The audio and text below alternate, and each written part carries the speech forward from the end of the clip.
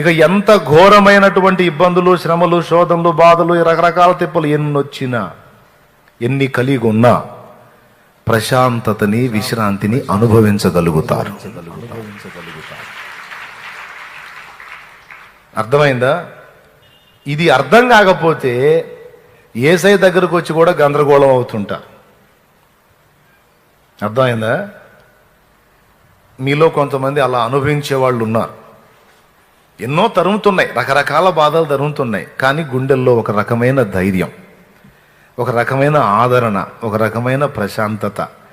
ఎవరిని చూసుకొని అంటే మనం నివాసంగా చేసుకున్న బండ క్రీస్తును చూసుకొని.